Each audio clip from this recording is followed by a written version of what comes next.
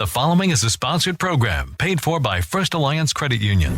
Welcome to Good Money Moves, featuring Jenna Taubel from First Alliance Credit Union and Andy Brownell. Here's Andy Brownell on Rochester's News Talk, 1340 KROC AM and 96.9 FM. Welcome to Good Money Moves. I'm Andy Brownell with Jenna Taubel, AVP of Marketing at First Alliance Credit Union. Hello, Jenna. Hey, Andy. So, last week, we talked about the terminology of credit cards, all those mystifying small print pieces of syntax that we should all know. Yeah. Well, you really need to know, otherwise you might be making some bad mistakes. Yes. So what are we going to cover this week on Good Money Moves? Yeah. So I know we've talked, it probably feels like we've talked a lot about credit cards the last couple episodes, but it's just such an important topic. I did want to continue the conversation. And really, this week, we're going to cover some of the more uncommon types of credit cards that are out there that can maybe help you meet your financial goals if you know about them and know how to use them appropriately. So, again, it's just a good money move to know what your options are and to understand them so that you can make smart choices. So we're really going to dive into credit cards that are best for establishing your credit, those that might be helpful for college students, talk about when a store credit card might be useful for you and why, travel cards might be a good idea as well. All right. I imagine there's going to be a lot of information to cover for this segment of Good Money Moves, so we better get going. What would be the best card to look at if I'm a person with, starting out, a young person or somebody for whatever reason has really no credit rating or a limited credit history? Yes. Yeah. So credit cards can be a really powerful tool to build credit, but it is going to be really important to choose the right one, especially if you are in that situation where you have no credit or maybe limited credit history or damaged credit history. So for those just starting out, a secured credit card is actually a really good option. And I know we've kind of talked about these in past episodes, but I think, again, it's just kind of an overlooked option for people. So here's really how they work. You make a security deposit, so a cash deposit when you open the account, and this deposit serves as your credit limit. So then when you're using the card, you can use it just like a regular credit card. You can make purchases and then you pay down the balance just like you normally would with a traditional card. And your activity on that card is still reported to the credit bureaus, which is the portion that helps you build that credit history. And as you use the card over time, some issuers are going to increase your credit limit, possibly without requiring any additional deposit if you're demonstrating really responsible credit behavior, like making timely payments, keeping those balances low. And the advantages of a secured credit card really are, building credit, right, in a safe and responsible way, because it's safe for you because you've got that cash as that secured portion of the card. You get it, your payment history reported to the credit bureaus, which is what's really helping bump that credit up.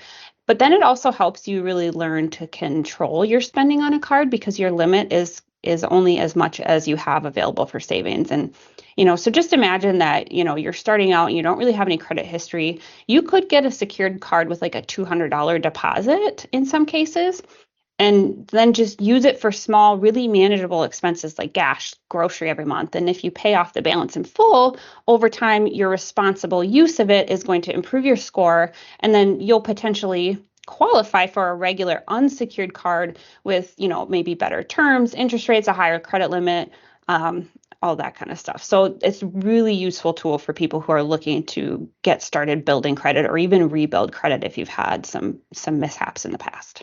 Yeah, I imagine that, if you're that young person who, guess what, I need a new vehicle, or I'm finally ready to look at buying a house, and then you find out that because you really didn't participate in any borrowing, it's not that you have bad credit, you just don't have any credit, and this is a tool that creates it. Exactly. All right. You got to start somewhere. Yeah. The credit card companies actually have to know who you are. Yes. Okay, so you had mentioned student credit cards. Yeah. The kids are off at college and Mhm. learning to be adults. Mhm. So what's the difference between a student credit card and a regular card? Yeah, so student credit cards are credit cards that are tailored for college students who might not have a steady income, right? These types of cards tend to have a little bit more lenient approval requirements, recognizing that these students are just getting started on their financial journeys. So in some cases, they might consider factors like your credit history, yes, but also your academic standing, and potential future income rather than just your current earnings. So there's some different qualifiers that kind of go in with these cards in a lot of cases. And for instance, like if you're a student with income from scholarships, allowances, or even like a part-time job, you can include those sources on that credit application. Um, so a good example of a student card, though, is one that has low or no fees attached to it to make it really more affordable. But the unique thing about student cards and what makes them appealing outside of some of this additional like approval requirements that come with it is they should also come with perks or benefits, kind of like a rewards program for things like earning a high GPA, or you can accumulate points that you can then redeem for textbooks or school supplies. So they're really intended to kind of help students who maybe don't have access to cash necessarily still be able to earn points and rewards and use that to further their education in a lot of ways. However, Okay.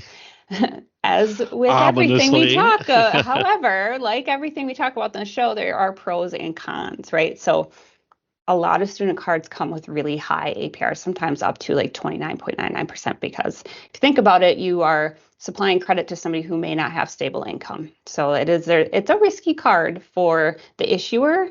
So it's just really crucial if you do have a student card that you're paying off that balance in full each month to avoid that debt accumulation and that interest accumulation if you do move forward with an option like this.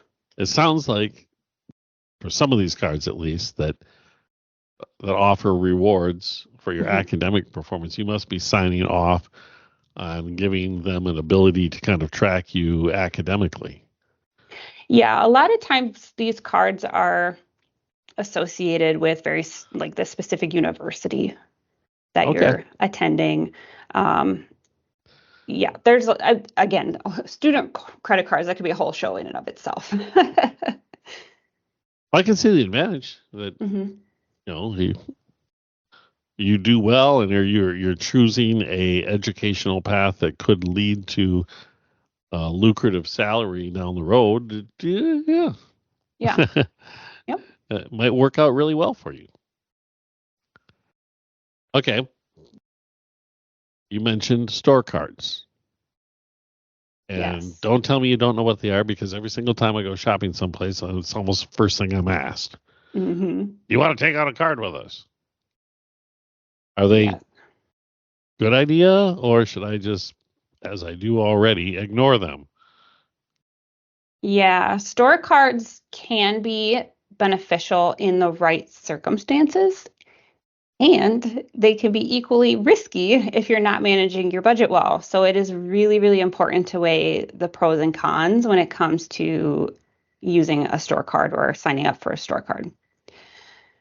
So some of the pros around using store cards, typically they come with special discounts, offers at stores like, maybe you get an initial discount on your first purchase that you use with it, or regular discounts thereafter, or special discounts if you use the card to make purchases here, on specific products, things like that.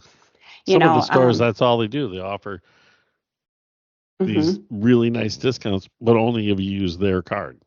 Exactly. And they usually have, some kind of carrot that they dangle in front of you. Oh, you could save such and such percentage on your purchase today if you sign up for this card, which is what gets a lot of people. They're looking for that instant savings. But the where they come in handy, though, is if you do frequently shop at a particular retailer, a store card could actually save you a lot of money on your purchases. So they do have benefit, and a lot, again, they do have typically come with some kind of rewards program associated with these store cards. So rewards, and you get points for different purchases. And, over time, those points add up and you can redeem them for store merchandise or, very similar to how other rewards cards work. Nothing necessarily unique about that particular structure. And, just like other credit cards, they do, build your credit history if you're using it responsibly. So making sure that you're paying off that balance in full each month to really make sure that you're not damaging your credit history. A certain person I know, they will use one particular store card because the discounts are that significant if you use their card. Oh, yeah.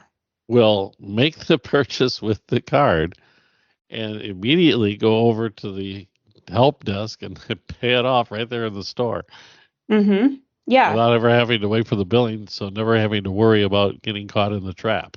Yeah, which is a great way to use those cards, right? I mean, they have their place. You just have to make sure, just like with any credit card, you have to manage it responsibly. So, and you can't rack up $1,500 on a store card, and if you don't have $1,500 to pay it off, right? That's right. I mean, you got to balance that stuff. So, cons of store cards, they have high interest rates compared to like a typical credit card. If you are going to carry a balance, that interest is going to add up really quickly, which this is where a lot of people find themselves in credit card debt because they are using store cards from all these different stores because they got that initial discount and they think they're going to get all these rewards and points, but then pretty soon they've racked up more debt than they can realistically manage. It's common. Yep. Store cards also tend to have a little bit lower credit limits overall, which can restrict your spending. And remember, the last couple of shows we've talked about credit utilization and trying to maintain that 30%, balance. If you are going to carry a balance, try not to carry more than 30% month to month to help kind of with that credit utilization, which impacts your credit score. So that's another kind of downside. They also come with some really complicated terms and conditions sometimes, which is why it's really, really important that you understand the fine print that you are signing up for, which they don't really give you a ton of time to read at the checkout when they're like, hey, sign up for this card. A lot of them have annual fees. There's potential charges for different situations. So it's really, really important that you do understand what it is you're signing up for and how the card has to be used in order to get the rewards from it. But basically, if you're a regular shopper at any particular store that offers a rewards card or a store card, and you can commit to paying down that balance each month, a store card can be a really good tool to actually save you money because they do come with those discounts. So you just have to be really, really mindful of the interest rate that you're paying on it, should you have to carry a balance, and any potential fees that are associated with having that card in your wallet. Because the fees themselves could erase whatever discount you thought you were earning. Oh yeah, very quickly. So, and if you carry that balance, those interest rates too, you might get, maybe you get a 10% discount on some of the stuff that you bought that day, but 30%. Then exactly, like you have to be aware of that and think about that when you're using these cards. Otherwise, they really are not beneficial and they're only harming you. All right. We're talking about different types of credit cards that are not your usual typical credit card. As good money moves to know about the different options available. And we'll continue after this quick break on News Talk 1340, KROC AM, and 96.9 FM. Good Money Moves continues in moments with Andy Brownell and Jenna Taubel from First Alliance Credit Union. This is News Talk 1340, KROC AM, and 96.9 FM. We're talking good money moves with Andy Brownell and Jenna Taubel from First Alliance Credit Union on Rochester's News Talk 1340 KROC AM and 96.9 FM. Welcome back. Good money moves. And our topic today is specialized credit cards and what's the deal with them. Jenna Taubel with First Alliance Credit Union here, and on that list we discussed at the very beginning of the program today, the one we didn't talk about yet is travel cards. Yeah. What's the benefit of a travel card? Yeah, so travel cards are probably the more fun ones to think about, right? If like who doesn't dream of like traveling all over the place, and travel cards are one way that you can actually make that happen, and sometimes for less money. So they're really, really fantastic tools for people who love to travel and want to get the most out of their spending while doing it. So benefits, there's sign-up bonuses. So many travel cards offer substantial sign-up bonuses if you meet a spending requirement within the first few months, which that's read that fine print again. So for example, you might get like 50,000 points if you spend $3,000 in the first 3 months. So, and then those points on purchases also add up. So travel cards usually offer points or miles, they'll call them sometimes, for every dollar spent. Some cards provide, higher points for travel related purchases, like if you're buying flights or hotels versus just like you can use a travel card for everyday spending, but you're not going to get the same level of reward for it typically.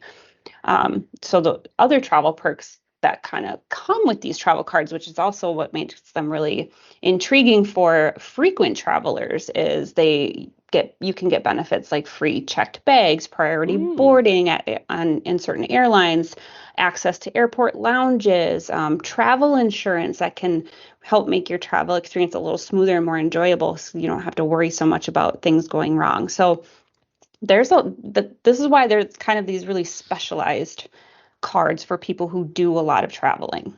And I think the best way to really maximize your utilization of a travel card is use it for all your major expenses to reach that sign up bonus like threshold when you initially open it, even if you're just using it for, like a typical card at first, like groceries, gas, utility bills, just to like make sure you're meeting, if you're going to take it out, make sure you're meeting that and getting those bonus points that you signed up for, because that's really going to be where you kickstart your travel card journey. And then when it comes time to redeem those points, just do it wisely. Redeem your points for high value travel rewards. Like points are often worth more when used for flights and hotels rather than just like basic merchandising and like gift cards, things like that. So be thinking about that. But you can also take advantage of the card's like travel benefits. So if your card offers free checked bags, use that perk. Yeah. Make sure you're using it. So that being said, downside to everything, right? Travel cards usually come with annual fees. Oh. So the benefits can outweigh the cost if you don't travel frequently, right? So this isn't for somebody who goes on one trip a year.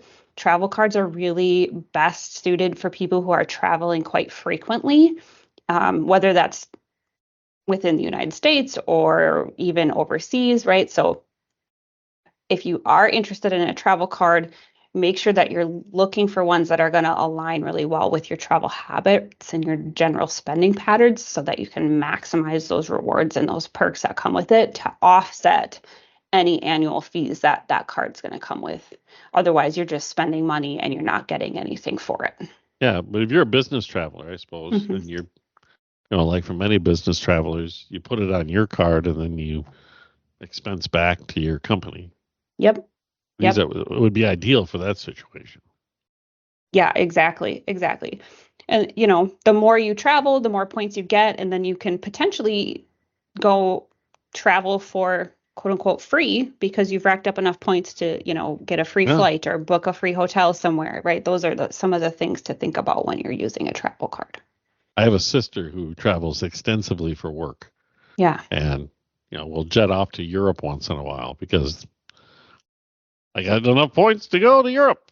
Yeah, exactly. Yeah, so they can be very, very beneficial cards when used correctly and in the correct circumstances. Okay. They're not for everybody, though. They are for frequent travelers. And once again, pay it off every month. Otherwise, it's absolutely not worth it. Exactly. Yeah. Don't pay the interest. So we were talking about specific use credit cards. Outside of those specific uses in general, what should I look for with these cards if I want to avoid the high fees? Yeah, so avoiding high fees on any card is very important, right? Those fees are even if you pay your balance in full every month, if you're paying giant annual fees, Right. like still not helping you, right? So just watch out for things. Again, read your fine print, understand what you're signing up for. Look for cards that have no annual fees. Many credit cards, especially those designed for like students or new credit users, there are some that offer no annual fees. So make sure you're comparing your opportunities because this is where you're going to save a lot of money each year. Compare APRs, the interest rate on the card. So look for ones that have the lower APR, especially if you think you're going to have to carry a balance. I would just say, as a rule of thumb, at this point in time, anything above 18% is high. Yeah.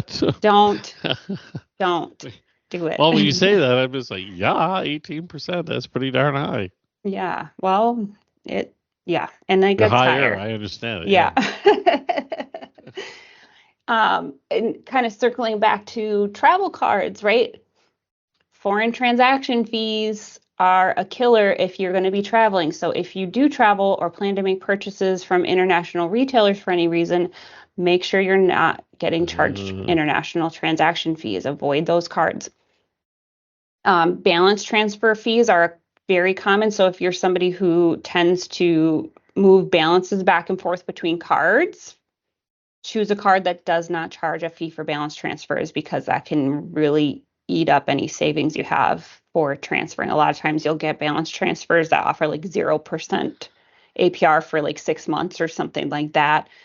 But if you have this giant fee attached to it, did you just pay your interest in a different way? So some things to think about there. And just, be aware of the regular fees that are going to come with just about any card, right? Late payment fees, over limit fees, cash advance fees. Like those are pretty common fees that are tied to just about any card, but just be aware of what those are, so that you're not surprised by it if you do end up making a late payment or have over the limit for some reason. Go back to last week's episode, right? And we covered all that business with the fine print. Yes. Yeah. Go listen to the terminology if what I just said made no sense to you. But again, this is where you have to understand that terminology and to be able to read the fine print that they're giving you to avoid a lot of these unexpected charges. And I think by focusing on, these different features and things that we've talked about, you can find a card that really fits your financial situation and your financial goals without ultimately burdening you with extra cost. An excellent good money move. We have to take a break. We will return in just a moment with Jenna Taubel with First Alliance Credit Union. I'm Andy Brownell on News Talk 1340 KROC AM and 96.9 FM. Good Money Moves continues in moments with Andy Brownell and Jenna Taubel from First Alliance Credit Union. This is News Talk 1340 KROC AM and 96.9 FM.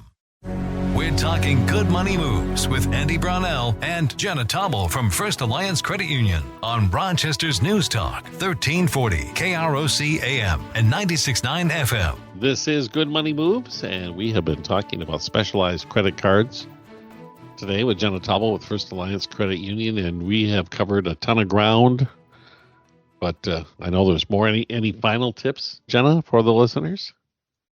Yes, I always want listeners to remember that credit cards are financial tools. And if you use them well and responsibly, they're going to be a huge benefit to you. On the flip side, if you're not managing that tool well, it's going to create a lot of debt. So just be cognizant of that and think about them. It's borrowed money that you do have to pay back. So make sure that you're being thoughtful and responsible about how you're using credit cards as a financial tool to help you. And again, I know I've said this multiple times to the show, but I cannot stress it enough. You need to read the fine print in the terms and conditions of the cards that you're signing up for and truly understand what that means and how it's going to relate to how you spend money on cards. You have to pay your balance in full each month in order to really have it be of benefit to you for any of the rewards type cards that we talked about today. So, most rewards cards, you don't get to use those rewards if you're carrying balances all the time. You're not necessarily accumulating the points that you think you are. Again, that goes back to understanding that fine print. That's information that's going to be explained in that terms and conditions of the card. So, and even if you do pay off your balance every month, if you didn't check for fees, you could still get burned. Exactly. Credit cards seem very straightforward tools. I pay for something with my card, I pay off the balance, no problem. But there are a lot of extra things that you have to be mindful of when using a card, because at the end of the day, it's a great convenience for you, but the card issuer is trying to make money off of you using that card too. So whether that's through interest rates for carrying a balance or fees or, transaction, like there's all kinds of stuff that goes in that. So you do really need to be careful and thoughtful about how you use them. And, if you're feeling overwhelmed about how to use a card responsibly, or you're not sure which card is the right one for you, our financial advisors at First Alliance can help talk you through all of this that we just talked about today. Fantastic. So if I or any of our listeners wish to find out more about specialized cards or just making good money moves in general, how can they do that, Jenna? Yeah, as always, I encourage our listeners to visit our website, firstalliancecu.com. You can subscribe to our blog. We release new financial tips and advice there every week. You can go back and listen to past episodes of this show at firstalliancecu.com/podcast or on krocnews.com. You can also subscribe to Good Money Moves on Apple Podcasts, YouTube Music, and Spotify. And as always, again, shameless plug, reach out to our team at First Alliance Credit Union. They are here to help you start making good money moves today. That is First Alliance Credit Union, federally insured by NCUA and an equal housing lender. Jenna, thanks a lot. Of course. Always enjoy the program, enjoy doing it, and we'll chat again next week with more Good Money Moves on News Talk 1340, KROC AM and 96.9 FM.